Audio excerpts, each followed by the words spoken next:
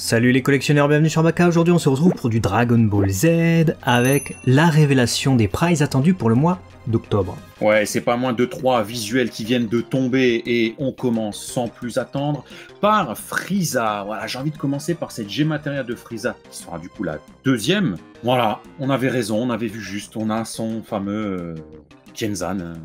Ouais. Que voulais-tu que ce soit? Bah ouais, c'est en train de le lancer qu'on le voit là, donc quand il est vénère et que ça va découper un peu la joue de Goku. C'est peut-être pas la scène... Enfin, c'est peut-être pas le mouvement que j'attendais, parce que c'est la scène qu'on attendait, mais c'est peut-être pas le mouvement que j'attendais particulièrement. Après, il a au moins l'avantage d'avoir du dynamisme. Le Frieza est bien fait, un Frieza 100%, c'est pas celui qu'on a le plus. Sculpté par Varrock en plus, ça fait plaisir. Le Tienzan, bah, comme je l'avais dit, ils ont gardé celui qu'ils avaient modélisé pour Kulilin, sauf que cette fois il est rose. Voilà, tu vois bien que c'est exactement le même. Et il a des égratignures. Bon, ça c'est chouette. Déjà, il a des égratignures, donc ça fait plaisir. J'aurais peut-être préféré, tu vois, le Tsubi Tienzan, personnellement, qu'il en ait deux, tu vois. Ça aurait peut-être changé avec Kulilin. Ah, on le voit en fait visuellement, même si... Ah, limite, il faudrait que tu en achètes un deuxième, tu vois, pour que ça fasse... Ouais, mais ça sert à rien, même si t'en achètes deux. Le double Tienzan. C'est pour ça que j'aurais préféré qu'il ait sa pose, même si elle est un peu plus statique, où il est au sol et que vraiment il lève les deux bras, il crée les deux Tienzan, tu vois. C'est ça que j'attendais véritablement, puisque deux Tienzan, c'est vrai que là, ça aurait été vraiment novateur quelque part. Bon, après, je suis pas... C'est une pointe de déception, mais vraiment sur la proposition, mais sur le reste, je suis plutôt satisfait de cette G-Materia, du coup. Ouais, elle est belle, elle est dynamique, tu l'as dit, et ça c'était ce qu'on attendait. Donc voilà, on verra ce que ça donnera quand on l'aura en main. Et là, on va passer à un duo pépite. Duo pépite, puisque vous n'étiez pas sans savoir qu'il y a un duo de matchmakers qui était prévu pour ce mois d'octobre aussi, donc Végéto et Boo Gohan absorbé. Voici les visuels, mes amis. Et voilà, enfin la toute première figurine de Majin Buu qui a absorbé Gohan de taille moyenne.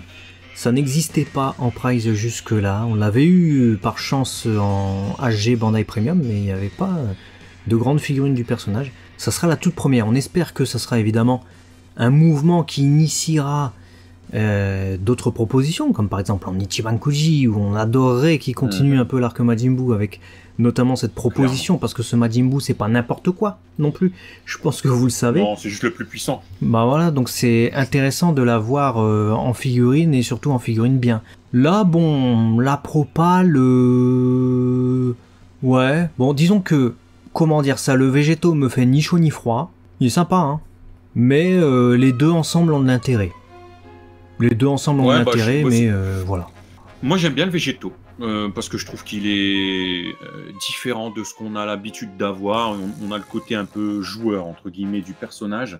J'aime bien, parce que effectivement c'est une partie de sa personnalité, donc j'aime bien. Et effectivement, avec un Boo qui prend du coup tout son sens en affrontement comme ça. Donc je vais heureusement qu'ils sont en duo comme ça, pour que je me dise, ah ouais, c'est génial.